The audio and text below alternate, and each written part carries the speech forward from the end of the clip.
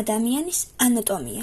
ანატომიის ცოდნა, რასაც ფლორენციული სკოლა დიდ მნიშვნელობას ანიჭებდა, არა მარტო მეცნიერული სინამდვილის აღქმის საფუძველს იძლეოდა, არამედ მოძრაობის ფიზიოლოგიის შესწავლისას უწყობდა ხელს.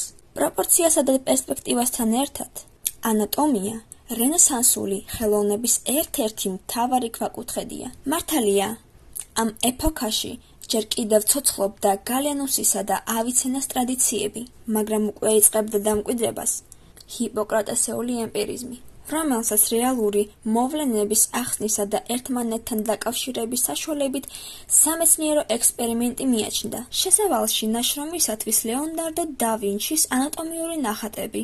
ავტორი ასეისტი მარიო საცი ამბობს, რომ მეცნიერების და ხელოვნების სიმბიოზი კულტურის მოთხოვნილებებმა წარმოშვა.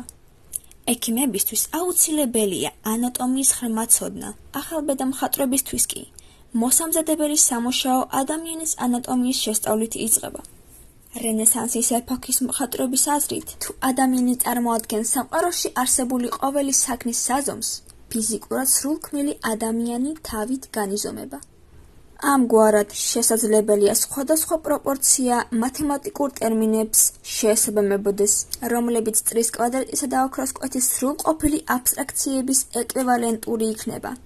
ნაშრომში ტრაქტატი მხატვრის შესახებ და ვინჩი წერს.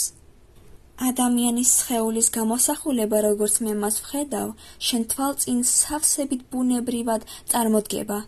ამის მიზეზი ის არის, რომ თუ ადამიანის ანატომიური აგებულების შესწავლა გინდა, მას სხვადასხვა კუთხით უნდა შეხედო, მაგრამ უნდა იცოდე, რომ ძვლების, გარსების, ნერვების, არტერიების, კუნთებისა და სისხლის ერთმანეთში აღრავითა და შერწყმით სულ კმაყოფილებას ვერ მიაღწევ. ლეონარდო და ვინჩის უამრავი ნახატი ხელოვნების ჭეშმარიტი ნიმუშია.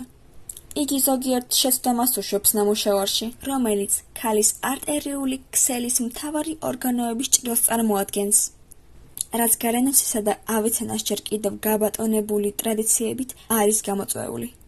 მაგალითად, ღრუვენა კვეთს გულს და განიტოტება პარკუჩის მიმართულებით, რომელსაც ღრუ არა აქვს. რაც შეეხება ღვიძლს, თიკმელებისა და შარდის ბუშტის ფორმებსა და ზომებს, ისინი უფრო ზუსტია და უშუალო დაკვირვების ნაყოფს წარმოადგენს. სხვადასხვა მინაწერში, რომლებიც თან ახლავს ნახატებს, და ვინჩი იძლევა რეკომენდაციებს ანატომიური კვლევის ჩასატარებლად. ამ მიზნით იგი წერს. ეს ცდა გვერდიდანაც ჩაატარე, რათა კარგად დააკვირდე ხერხემლის ვენებსა და გულის მსხვილ ვენებს.